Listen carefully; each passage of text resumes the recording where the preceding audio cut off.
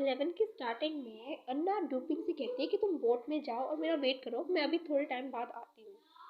फिर डूपिंग भी कहता है ठीक है। फिर अन्ना सीधे यंग मास्टर के पास जाती है और उन्हें थैंक यू बोलती है अपनी हेल्प करने के लिए। फिर जैसे ही वो सेकंड मास्टर को थैंक यू बोलने वाली थी तो सेकंड मास्टर उसे रोक लेता है। और अन्ना कहती है थैंक यू सेकंड मास्टर, आपने मेरी हेल्प की। और सेकंड मास्टर ज़्यादा वहाँ से चला जाता है ताकि अन्ना जिंसू से बात कर सके। फिर जिंसू कहती है कि तुमने सच में डिसाइड कर लिया हांगकांग जाने का, और वो जगह ना काफ़ी अलग होगी, काफ़ी नई होगी, और तुम उस जगह को अच्छे से जानोगे भी नहीं, तो तुम लोग का ध्यान रखना। अन्ना कहती है कि जब हम हांगकांग पहुंचेंगे तो कोई मैटर नहीं करता कि कितना मुश्किल होगा हमारे लिए। तो फिर जिंसू से हक कर लेती है और कहती है कि तुम ना अपना ध्यान रखना, अपना अच्छे से ध्यान रखना। जिस पर अन्ना भी कहती है कि मैं नहीं चाहती तुम मिंग ह्यू कंपनी में कब तक काम करोगी, तो मैं ना जो जितने भी लेटर लिखूंगी वो सेकंड मास्टर को सेंड कर दूंगी। जिस पर जोनन भी काफी खुश होता है कि यार कुछ तो कनेक्ट हुआ मेरा इससे। फिर वो सब अन्ना को बाय कह रहे होते हैं, यंग मास्टर, जिंगसू। और यंग मास्टर कहते हैं कि मुझे ना एक अपॉइंटमेंट है और मुझे पहले जाना पड़ेगा। और जिंगसू कहता है चलो खाना खाने चलते हैं। और फिर जहाँ पे वो खाना खाने आए होते हैं, जिस रेस्टोरेंट में, सब लोग उन्हें ही देख रहे होते हैं। तो जिस पर जॉर्जन कहता है कि ये लोग अपने को एजुकेटेड समझ रहे हैं, ये तक घूर के देख रहे हैं और खुद को एकदम हाई क्लास समझते हैं। तो जिस पर जिंगसू कहती है कि तुम्हें थोड़ा सा ऑकवर्ड लग रहा है मेरे साथ बैठने में। जिस पर जॉर्जन कहता है नहीं बिल्कुल नहीं, और इनकी परवाह भी कौन करता है, और है ना हमें अपने आप में खुश रहना चाहिए। तो फिर जिंगसू उससे कहती है कि मैं जानती हूँ जो मैंने प्रॉब्लम सॉल्व करने का तरीका निकाला वो गलत था, लेकिन जब मैंने अन्ना का जो प्यार देखा ना टूपिंग की तरफ से, तो मैं उससे काफ़ी अटैच हो गई। और मुझे समझ में नहीं आया, और शायद इसीलिए मैंने उसकी इस तरीके से हेल्प करने की सोची। और मुझे लगता था तुम लोग काफ़ी बैड टेम्पर हो, अगर तुम्हारा बैड टेम्पर नहीं हुआ तो तुम काफ़ी अच्छे इंसान हो। सू जोसेंग को हेल्प करने के लिए थैंक यू भी कहती है। फिर जैसे ही वो दोनों खाना खाने बैठते हैं तो हमारी जिंगसू को स्पून और नाइफ से खाना तो नहीं आता था। तो जोसेंग ना उस एक वेटर से कहता है कि तुम चॉपस्टिक ले आओ। तो जिस पर जिंगसू कहती है नहीं नहीं कोई ज़रूरत नहीं है, मैं इनसे काम कर लूँगी अपना।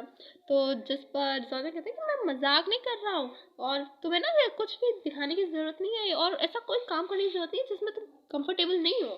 तो इस पर जिंगसू कहते हैं कि मुझे ना रेस्ट रूम जाना है प्लीज़। और फिर वो चली जाती है। जिंगसू के जाने के बाद जोसेंग उसकी डिश कट करना स्टार्ट कर देता है। और जैसे ही जिंगसू वापस रेस्ट रूम से आती है तो वो अपनी डिश को देखती है तो वो काफ़ी अच्छे से कट होती है। और वो थैंक यू, तो जोसेंग कहता है कि थैंक यू बोलने की जरूरत नहीं। तो जिंगसू कहते हैं थैंक यू कौन बोलना चाहता है, मैं खुद सीखना चाहती थी इसे कट करना और तुमने कर दिया। तो जिस पर जोसेंग कहता है ना तुम कभी भी अपने लिए ना मीट कट मत करना, मैं हमेशा तुम्हारे लिए कर दिया करूंगा। जिससे सुनकर जिंगसू को खाना अटक जाता है और फिर जोसेंग कहता है तुम्हें ना इतना जल्दी खाने की जरूरत नहीं, कोई तुमसे छीन नहीं रहा। फिर जोसेंग किसी बॉस चैंग के साथ अपना एक डील करने के लिए जाते हैं। और वो चैंग कहता है कि म्यूजिक सुनिए। तो जिसमें जोसेंग कहता है मैं यहाँ पे म्यूजिक सुनने तो नहीं आया। जिस पर मिस्टर चैंग भी कहते हैं कि हाँ आप यहाँ पे बिजनेस के बारे में बात करने आए हैं, आपको ये म्यूजिक नहीं सुनना चाहिए, आप मत सुनिए, और मैं ना आपको काफ़ी पैसा दूंगा अगर आप मेरी हेल्प करें सामान एक्सपोर्ट करने में। तो जिस पर रोनक कहता है किस तरह के सामान की बात कर रहे हैं आप, और आपको मेरा जो पॉट है वो क्यों चाहिए, और शिपमेंट क्यों चाहिए आपको, और आप मेरे रूल जानते हैं कि मैं इनलीगल नहीं करता। तो जिस पर चैंग कहता है कि नहीं हमारा लीगल बिजनेस है, मैं अपने सामान को नॉर्थ में एक्सपोर्ट करना चाहता हूँ। जिस पर जोसेंग भी टैंगाई से कहता है कि इन्हें ना हमारा शिपमेंट हैंडल करने के लिए दे दीजिए। जिस पर वो मिस्टर चैंग कहते हैं कि थैंक यू इन एडवांस, आपने मेरी बात मान ली। और वो एक लेडी को बुलाता है और उस लेडी से कहते हैं कि आप ना इनके साथ जाइए, इन्हें कंपनी दीजिए, इनसे बात कीजिए, इनके साथ डांस कीजिए। जिस पर वो लड़की ना बहाना बनाती है कि मेरे पेट में ना दर्द है, मैं नहीं कर पाऊँगी, और मैं ना काफ़ी डरी हुई हूँ, इसीलिए मैं इन्हें कंपनी नहीं दे पाऊँगी, आई एम सॉरी। वो लेडी वहाँ से चली जाती है। फिर दूसरी लेडी कहती है आई एम सॉरी सर, मैं अभी ना दूसरी लड़की को भेजती हूँ थोड़ी देर में। फिर वो लोग उस लेडी को मार रहे होते हैं जो वहाँ से गई होती है, और जोसेफ फिर उसे देखता है और फिर कहते हैं कि ये ना इन्हें पनिश कर रहे हैं, और अगर आपने इनकी मदद की तो ये पनिशमेंट डबल हो जाएगी। तो जोसेफ जाकर उस इंसान का हाथ पकड़ लेता है और टेंगा से कहता है कि इस लड़की की ना फ्रीडम को खरीद लो। जिस पर वो लड़की कहते हैं मुझे ना आपकी हेल्प की कोई ज़रूरत नहीं है, आप यहाँ से जा सकते हैं। जोसेफ फिर उस लेडी के घर जाकर उसके फादर से मिलता है, और उसका फादर कहता है मास्टर आप यहाँ क्या कर रहे हैं, आप यहाँ कैसे? जिस पर वो ज़ॉज़न कहता है कि मैं ना तुम्हें पैसा दूंगा, तुम ना काफ़ी अच्छे से रहना अपनी लाइफ में। जिस पर वो लेडी कहती है सेकंड मास्टर आपको याद आया ये कौन है? जिस पर उसके फादर कहता है तुम चुप करो, तुम अपना मुंह बंद रखो। जिस पर वो लेडी कहती है कि ये ना मेरे डैड हैं और इन्होंने ना आपके लिए बुलेट खाई थी वरना आप मर चुके होते, और ये ना अपने पेन को कम करने के लिए ड्रग्स का यूज़ करते हैं। मेरे डैड ने पहले अपने पूरे प्लॉट्स बेच दिए और फिर अपनी बेटी को भी बेच दिया। आपको ना मेरे फादर के बारे में चेक कर लेना चाहिए था।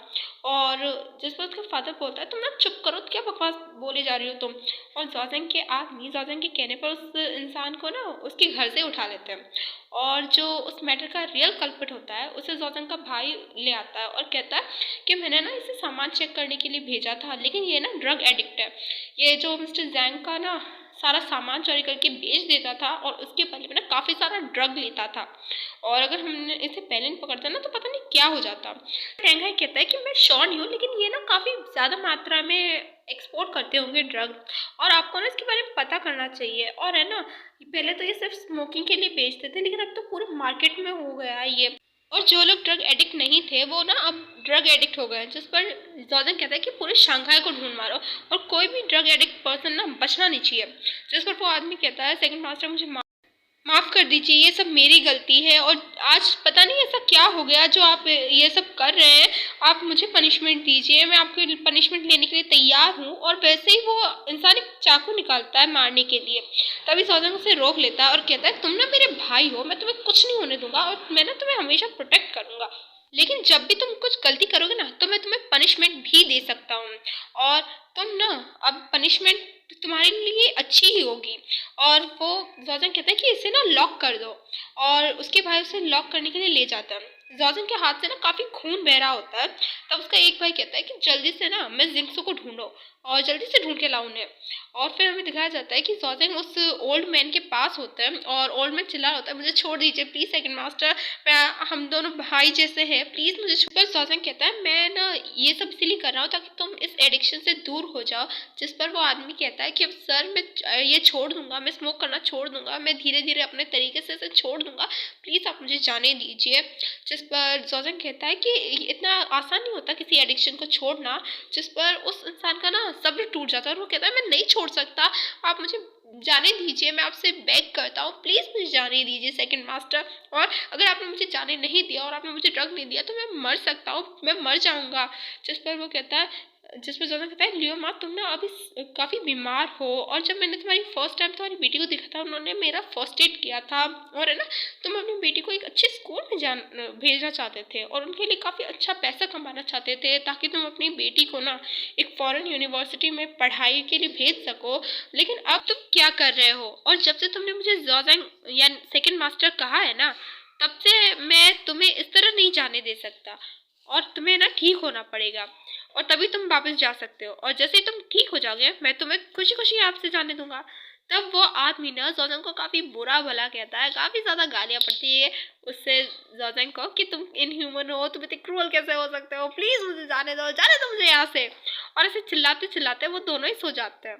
फिर जॉर्डन आराम से गहरी नींद में सो रहा होता है, तभी वहाँ जिंक्सो आती है और जिंक्सो कहती है जॉर्डन उठो उठो जॉर्डन उठो। तो जिस पर जॉर्डन कहता है जिंक्सो तुम यहाँ क्या कर रही हो। जिस पर जिंक्सो कहती है तुम्हारे ही एक भाई ने मुझे यहाँ पे बुलाया था ना। तो फिर जैंग का हाथ देखते हुए जिंक्सो कहती है कि तुम्हारे हाथ को दोबारा क्या हो गया। जिस पर वो आदमी भी कहने लगता है अरे जाने दो मुझे यहाँ से जाने दो। और फिर जैंग जिंक्सो को अपने कमरे में ले जाता है और जिंक्सो उसके हाथ की बैंडेज करती है और कहती है कि अब क्या हो गया तुम्हारे हाथ को, तुमने दोबारा अपना हाथ कैसे तुड़वा लिया, तुम ना अपना ध्यान नहीं रखते हो क्या, तो जब देखो ड्रिंक करते रहते हो, और तुम ना अभी ठीक भी नहीं हुआ है तब भी ड्रिंक किए जा रहे हो। और वो कहती है कि अभी जो हुआ क्या हुआ था वहाँ पे। तो जिस पर जॉर्डन कहता है कि वो ना मेरा भाई है। तो जिस पर जिंक्सो कहती है कि वो तुम्हारा भाई है और तुमने उसे पिंजरे में कैद कर रखा है, और तुम कैसे किसी ह्यूमन बीइंग को पिंजरे में कैद कर सकते हो, पता नहीं तुम्हारे दिमाग कब क्या कैसे चलता है, तुम्हारे दिमाग कुछ पता नहीं रहता। और बची कुची जो कसर उस ओल्ड मैन ने छोड़ी थी जिंक्सो से पूरी कर देती है, और जब उसे पता चलता है कि कोई असर नहीं हो रहा है जॉर्डन पे तो वहाँ से गुस्से में चली जाती है। तो उसी तरफ टैंग हाई सारे बॉक्सेस चेक कर रहा होता है जो भी शिप यार्ड में थे, और उसे उन बॉक्सेस में ड्रग मिलते हैं।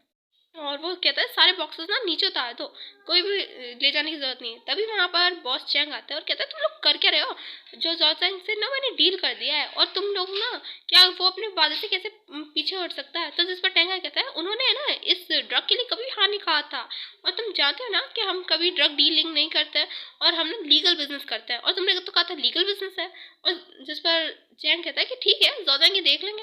और ये सारा मैटर जाता है जॉर्जन के मास्टर के पास, जिस पर वो मास्टर भी कहते, जिस पर वो बॉस चैंग कहता है कि मैंने ना इन्हें पैसे भी दिए हैं लेकिन फिर भी अपने प्रॉमिस पूरा नहीं कर रहे, और ये ना काम को स्टार्ट ही नहीं कर रहे। जॉर्जन अपने टीचर से कहता है कि जो ड्रग्स होते हैं वो काफ़ी हार्मफुल होते हैं लोगों के लिए, वो लोगों को मार देते हैं, और मेरे काफ़ी सारे भाई भी इससे एडिक्ट हो चुके हैं, और हमें ना इस इशू को काफ़ी संभाल कर यूज़ करना चाहिए, और हमें ना ड्रग डीलिंग नहीं करनी चाहिए। जिस पर उसका मास्टर भी कहता है कि तुम ना सारे जो सामान है ना वो रिटर्न कर दो, इन्हें सारे जो माल है वो रिटर्न कर दो। जिस पर जॉर्डन काफ़ी गुस्सा होता है इस चीज़ से, और फिर वो जाता है जिंक्सो के पास उससे हेल्प मांगने के लिए। तो जिंक्सो भी काफ़ी मजाक में कहती है, बोलो तुम्हें क्या हेल्प चाहिए। तो सेकेंड ग्रैंड मास्टर को मेरी हेल्प चाहिए, बताइए मेरे लॉर्ड कि मैं आपकी क्या हेल्प कर सकती हूँ।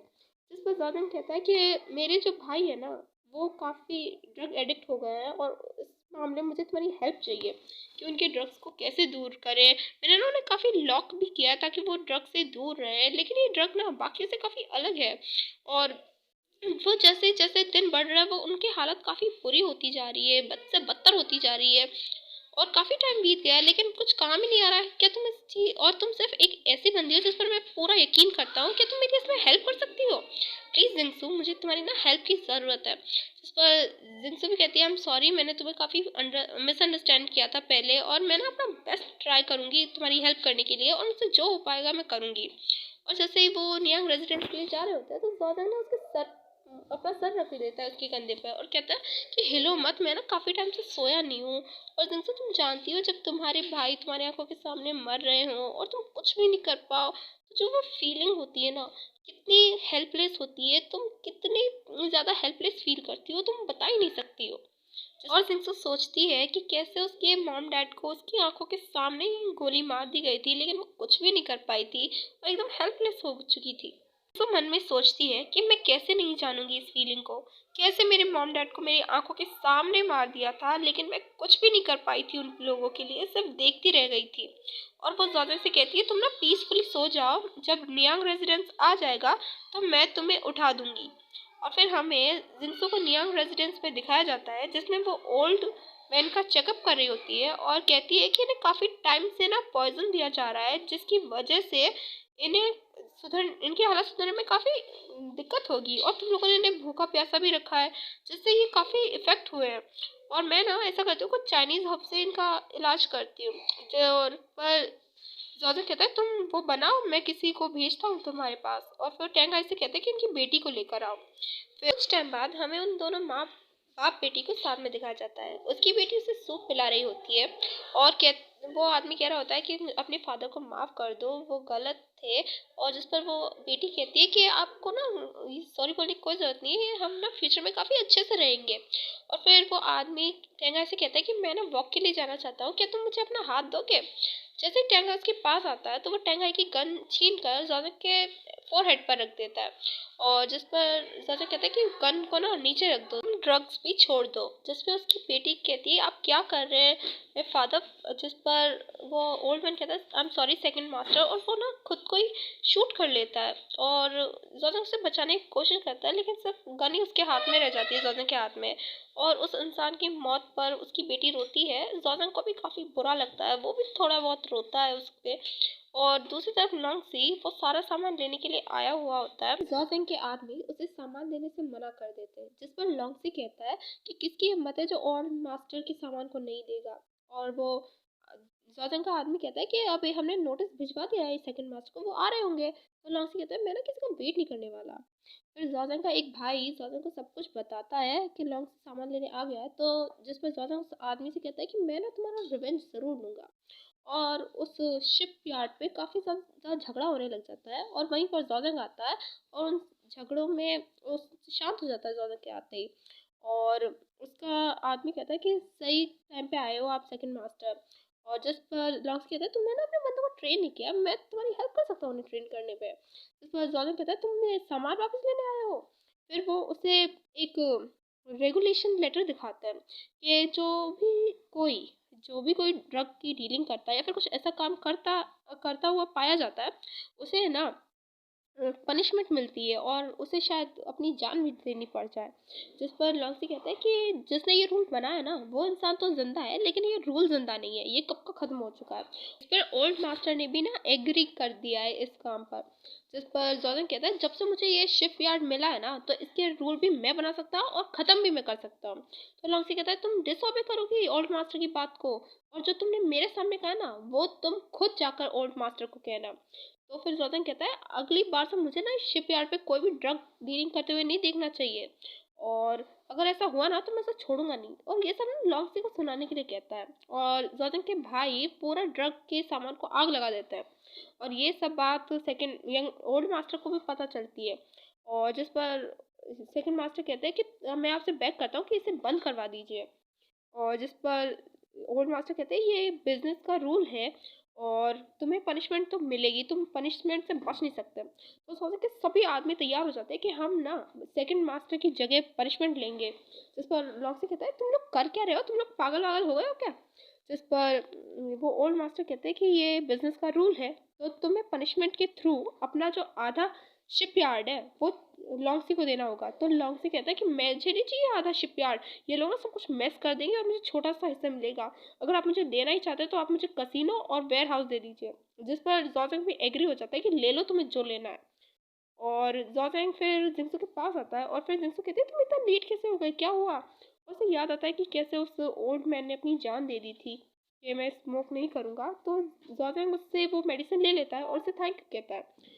दूसरी तरफ वो ड्रग एडिक्ट लोग काफ़ी परेशान होते हैं अपनी एडिक्शन से। यंग मास्टर ना यूं ही स्ट्रीट पे घूम रहे होते हैं तब उन्हें एक बच्ची दिखती है जो फूल बेच रही होती है। तो वो बच्ची से कहते हैं कि तुम फूल तो नहीं बेच रही हो, लेकिन तुम रो रही हो, क्यों रो रही हो तुम। जिस पर वो बच्ची कहती है कि मैं ना एक भी फूल नहीं बेच पाई और आज रात सारे फूल वेस्ट हो जाएंगे, मुझे अपनी मॉम के लिए मेडिसिन भी खरीदनी है।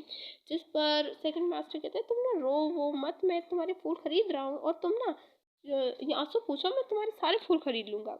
और वो उसे ना काफ़ी सारे पैसे देते हैं। वो लड़की मना भी करती है, लेकिन वो और यंग मास्टर कहता है ले लो तुम ये पैसे ले लो, तुमने इसे कमाए हैं।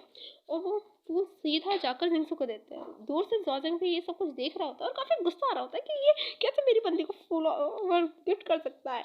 और यंग मास्टर कहते हैं जिंसू को तुम्हें ये नहीं चाहिए ना तो तुम इसे फेंक सकते हो। जिस पर जिंसू कहती है नहीं नहीं ये काफ़ी अच्छे हैं, मैं इन्हें रख लूँगी। और यंग मास्टर ना जिंसू को मूवी दिखाने के लिए ले जाता है। यंग मास्टर जिंसू को उस मूवी के बारे में बता रहे होते हैं और दूर से जॉर्जिंग उन दोनों को देख रहा होता है। और टेंगाई कहता है कि कैसे वो एक लड़की के लिए आपसे फाइट कर सकते हैं। और जिंसू ना पहली बार मूवी देख रही होती है तो वो काफी अजीब अजीब क्वेश्चन पूछती है। जिस पर जो यंग मास्टर है वो पूछ ही लेते हैं कि तुम पहली बार मूवी देख रही हो क्या। जिस पर जिंसू कहती है हाँ, और वो काफी ज्यादा डर रही होती है मूवी देखते हुए। वो काफी खुश होकर घर आ रही होती है। तभी वहां पर काफी स्टाइल से सेकंड मास्टर खड़े होते हैं उसकी वेटिंग में और कहते हैं, उसे देखकर कहते हैं कि मुझे तुमसे बात करनी है, चलो मेरे साथ। उस पर जिंसू कहती है तुम लोग काफी सीरियस दिख रहे हो क्या, हुआ क्या है। तो जैसे ही वो उसके घर आता है, जिंसू के घर आता है सेकंड मास्टर, वो कहते हैं पहले ना तुम बैठो, बैठो तुम यहाँ पे। और फिर जिंसू कहती है कि हाँ बोलो, कितनी इतनी क्या जल्दी थी तुम्हें मुझसे बात करने की, और जब मैं तुमसे बात करना चाहती हूँ तो तुम बात नहीं कर रहे हो और मुझे लाए क्यों हो। और वो फिर से यंग मास्टर की तारीफें बांधने लगते हैं कि मैं आज उनके साथ मूवी देखने गई थी, वो काफ़ी अच्छे इंसान है। सिर्फ जॉर्जन को गुस्सा आ रहा होता है। और जॉर्जन कहता है कि तुम्हें सिर्फ यंग मास्टर ही दिखता है, तुम्हें कोई और नहीं दिखता है क्या। और वो ना वो तो सेकेंड ओनर है उस जैंग फैमिली के, और तुम ना कहीं मत जाओ, तुम यहीं पर बैठो, क्योंकि जिनसे जा रही होती है। और ज़्यादा कह रहे होते हैं तुम मेरी बात सुनो, मत सुनो, मुझे कोई फर्क नहीं पड़ता, लेकिन मैं सुना करूँगा। तो ज़्यादा ना जिनसे का हाथ काफ़ी टाइट पकड़ रहे होते हैं। और वो कह रहे होते हैं कि मैं, तुम्हें पता है मैं तुमसे आज क्यों मिलना चाहता था, मैं आज काफ़ी अपसेट था, मेरे दोनों भाई वो पॉइजन हो गए थे ड्रग से, और मेरा काफ़ी अपसेट था आज उन्हें लेकर। और तुम तुम पता नहीं कहाँ कहाँ थी। जिस पर जिनसे कहती मुझे नहीं पता, तुम ना मुझे हर्ट कर रहे हो, तुम काफ़ी टाइट पकड़ रखा है, तुम मुझे प्लीज़ छोड़ दो मुझे। और जिनसे कहते मुझे नहीं पता तुम क्या कहना चाहते हो। जिस पर जतन कहता है तुम ना मेरे वर्ल्ड में रहो, मेरे पास रहो। जतन जब अकेले में होता है तो वो कहता है कि मैं जिनसू को हर्ट नहीं होने दूंगा। और उसे याद आ रहा होता है कैसे वो यंग मास्टर के साथ थी, कैसे उनकी उसी के बारे में बात कर रही होती है और उसी की तारीफ कर रही होती है। और जतन कहता है कि तुम्हें ना मेरे वर्ल्ड से जाना होगा, और एपिसोड खत्म होता है।